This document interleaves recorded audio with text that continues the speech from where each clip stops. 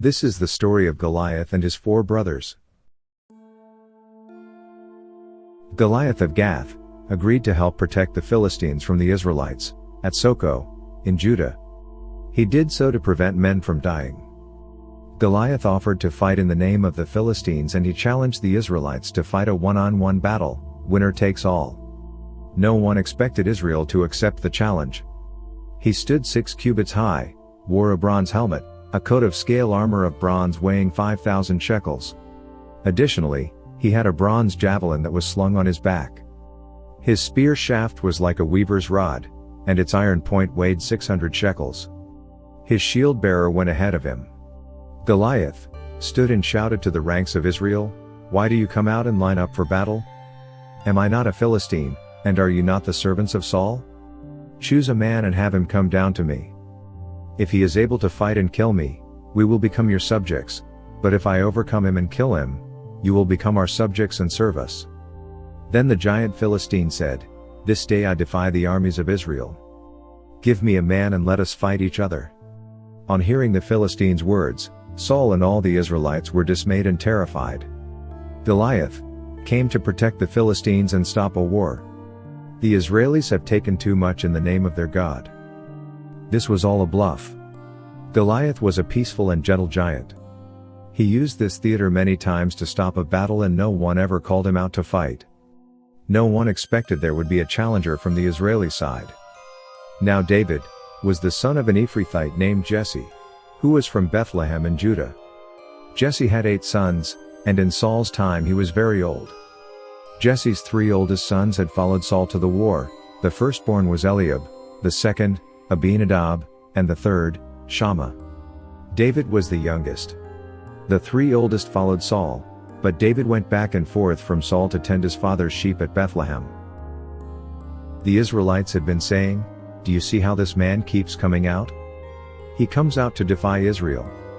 The king will give great wealth to the man who kills him. He will also give him his daughter in marriage and will exempt his family from taxes in Israel."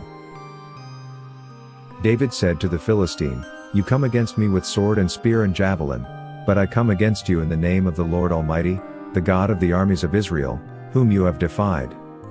This day the Lord will deliver you into my hands, and I'll strike you down and cut off your head. This very day I will give the carcasses of the Philistine army to the birds and the wild animals, and the whole world will know that there is a God in Israel. All those gathered here will know that it is not by sword or spear that the Lord saves, for the battle is the Lord's, and he will give all of you into our hands." Lami, one of Goliath's brothers, mentioned in the first book of Chronicles 25. A Philistine boy ran to Lami and shouted that Goliath was killed by an Israelite in a fight in the valley of Elah. The giant laughed and thought it was a joke. He said, "Little boy, don't you know it's dangerous to lie to a hungry giant?" "It's not a lie," the boy yelled back. "I saw it myself." Then 2 other men from the battle showed up and said, "Lami, my heart cries for you. Your brother Goliath was killed by a shepherd at the valley of Elah, with a stone and sling. As your brother lay on the ground, the Israelite boy took Goliath's sword and killed him dead. He then cut off your brother's head." A wagon being pulled by 4 asses with the headless body of Goliath came into the village. "Great Lami," shouted the man, whipping the asses with a switch. "Please do not kill me. I bring you your brother's body." The big man walked with the stride of 4 normal men, hurried to the body of his brother. "This is a joke," the huge man bellows. He reaches the cart and took his brother's hand. Once he realized his brother Goliath was dead, he lets out a thunderous cry. The team of 4 asses startle and try to run. The giant crushes one of them with his large foot to stay them. "Who did this to Goliath?" he shouted in a booming cry. The great man Lami held his brother to his breast and wept. Lami was too grief-stricken to after the Israelites. He raised his brother from the cart and carried him home to his home. "Who did this to Goliath?" he shouted in a booming cry. The great man Lami held his brother to his breast and wept. Lami was too grief-stricken to go after the Israelites. He raised his brother from the cart and carried him home. Chapter 2. Roughly half a century after young David killed the giant Goliath of Gath, the army of now King David found itself at war with the Philistines once more. The Philistine king watched Lami sit and stare into the campfire. He knew that Lami wasn't there to fight for the Philistines, he was only there to kill one man, and that was King David. Goliath was the oldest of the 5 brothers. It was Goliath, Ishbi-Benob, Soph, Exad-Actilis and the youngest Lami. Lami's 3 other brothers were in another land and it wasn't clear if they got the news of Goliath's death. Lami continued to stare into the fire. He remembered how he and his brothers thought no man could kill them. Just to show up on a battlefield was enough to win a battle. But after Goliath's death, the fear was gone. Now every man thought they could kill a giant with a stone. It was David that changed the legend of giants and it was David that had to die to fix it. Lami was not a Philistine, he was from the Rephaim tribe. Like many of the Rephaim giants, they would hire themselves out as mercenaries or laborers as far as north as Lydia and south as Egypt and as far east as Persia. Some would work as high-priced laborers, like those that helped build the pyramids. But like many gigantic things, such as mammoths, the age of giants was quickly becoming myth. As Lami stared into the fire, he knew his end was near. This time there was not one-on-one battle, it was all-out war.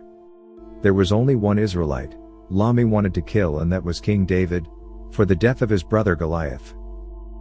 Lami didn't sleep that night, he didn't eat and he didn't sing. He loved to sing.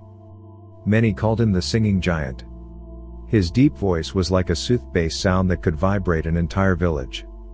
There would be no more songs. As the daylight rose over the hill, he stood to his 15-foot height and looked out towards the hill that King David and the Israelites were on. Only the seasoned fighters sleep before the battle. The others lay awake and tremble. From the other hilltop, King David could see Lami looking at them, searching the soldiers for David. He heard whispers that Lami, brother of Goliath, would be in the battle. He knew the only reason the big man would be there was for revenge. From the other hilltop, King David could see Lami looking at them, searching the soldiers for David. He heard whispers that Lami, brother of Goliath, would be in the battle. He knew the only reason the big man would be there was for revenge. Both kings watched as their people returned to the battle line. The king of the Philistines shed a tear. He should have given in to David's demands. It's not worth the death of so many young men. The Israelites were the first to begin pounding their shields with their swords. Then the other side. The few horses that were there began rearing up to the vibration of the soldiers stomping the ground. Some soldiers ran out into battle without waiting. Then both sides raced into a clash of blood and steel in the valley between the 2 hills. The battle was well underway when Lami entered the fight. He did not run, he walked as most giants do. His stride was that of 4 to 5 men. The battlefield parted like Moses in the Red Sea. Lami headed directly to King David. David knew the big man was there for him, after all he is the giant killer. He prayed to God to give him the strength to kill one more giant. David was behind the main battlefront and already exhausted from fighting those that made it through his forces. Lami walked within 50 feet of him and threw a bronze spear that came at him so fast, one of David's men sacrificed himself and took the spear directly through his body. David was horrified, he couldn't move. He heard not the Lord advising him, or did God, our God, give David courage. David just stood staring at the big man as he came closer. The Lami began racing towards him. David looked up at Lami, raising his massive sword to strike David down. His speed was faster than David expected and he knew there was nothing to stop the giant's charge. David closed his eyes and whispered, "At least I was once a king." David felt a rumble, a shaking before him. It was Lami's dead body crashed to the ground. David opened his eyes to see the giant laid slain on the ground before him. Elhanan, the son of Jair or Ajim, moved in at the last moment and pierced Lami's heart, through his armor. Elhanan rose his sword to take the dead giant's head. David called out, "No. Leave his head. Let them take the body back whole." Elhanan didn't understand but respected his king's wishes. With the sight of the dead giant, all men stopped fighting. David allowed the Philistines to take the body and they would fight again tomorrow. This left only 3 giants from Goliath's family. Stay tuned for the next section of The Story of Goliath and His 4 Brothers.